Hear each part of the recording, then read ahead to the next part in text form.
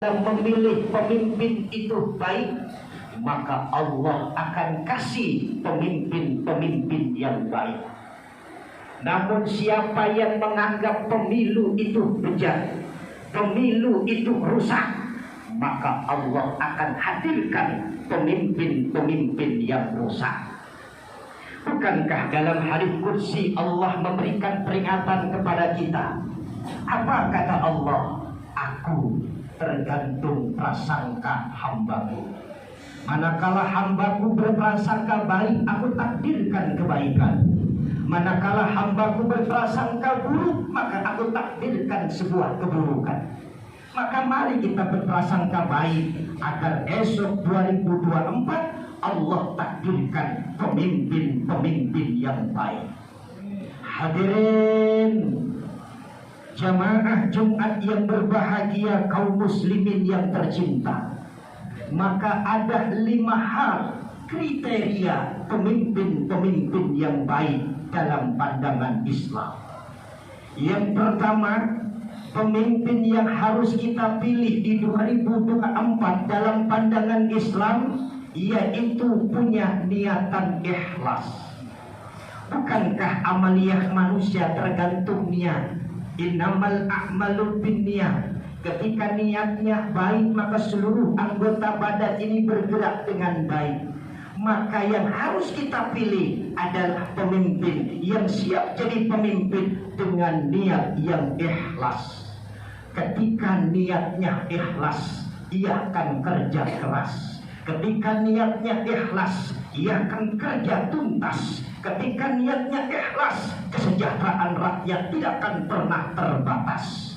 Tapi kalau ia menjadi seorang pemimpin, tidak punya niatan ikhlas, hanya ingin memperkaya diri, memperbesarkan partainya, ia nakal, maka jangan heran Allah kasih sifat-sifat pemimpin yang bermental kadal, bahkan berjiwa dajjal. Maka jangan heran kehidupan dalam masyarakat harga-harga mahal. Anak-anak pun pada nakal dan bengal. Tidak sedikit aset-aset negara pun terjual. Kenapa? Karena memang dari pemimpin yang tidak mencirikan pemimpin-pemimpin yang ikhlas.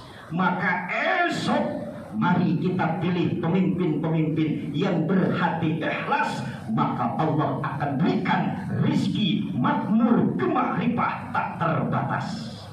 Yang kedua, esok ketika kita memilih pemimpin, siapapun pemimpinnya, apakah dari tingkat daerah, ataukah kabupaten, ataukah provinsi, ataukah pusat, siapapun dia, maka utamakanlah pilih pemimpin-pemimpin yang berjenis kelamin laki-laki.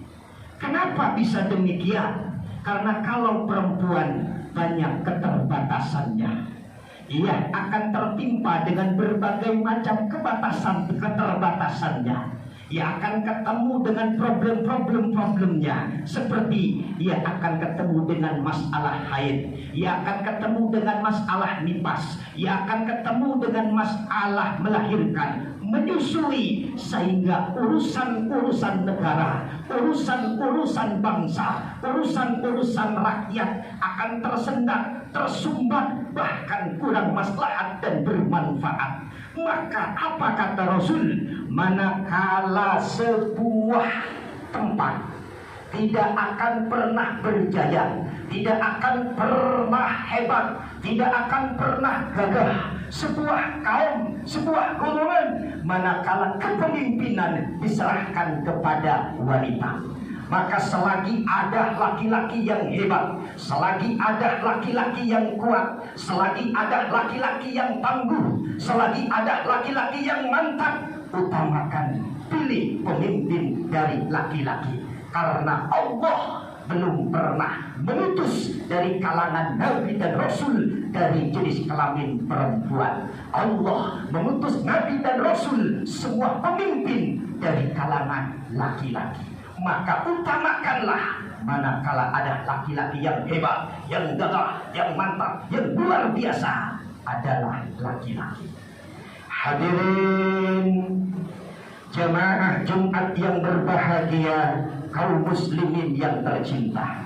Yang ketiga, ketika esok kita memilih seorang pemimpin, utamakan pemimpin yang memiliki sebuah keadilan untuk rakyatnya. Jangan sampai ada seorang pemimpin yang tidak punya keadilan untuk rakyatnya. Seorang pemimpin yang memiliki keadilan untuk rakyatnya, ia selalu berpegang teguh dengan ajaran-ajaran Al-Quran. Ia akan selalu berpegang teguh dengan ajaran-ajaran Al-Hadis. Apa kata Allah? Pernah menyindir lewat Raja Daud, bapaknya Nabi Sulaiman. Ya Daud, inna khalaqnakum khalifatan fil ardi fahkum bainan nasi bil haq.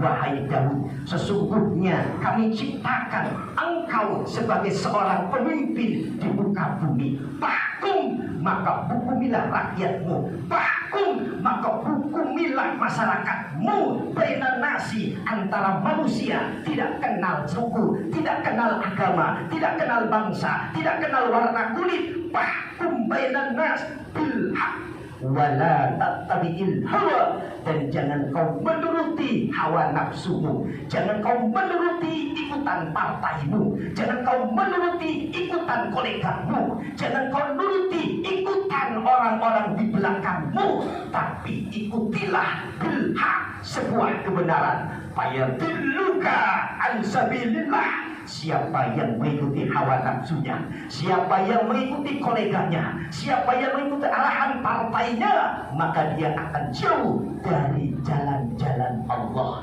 Dan siapa yang jauh dari jalan-jalan Allah, lahum adzabun syadid, mereka akan mendapatkan siksa yang dahsyat.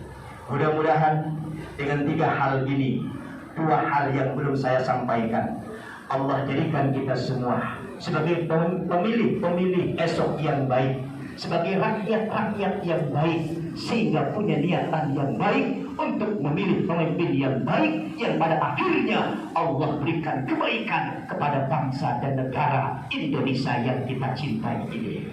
2024 sudah waktunya umat harus bikin maslahat, bikin manfaat untuk bangsa yang kita cintai.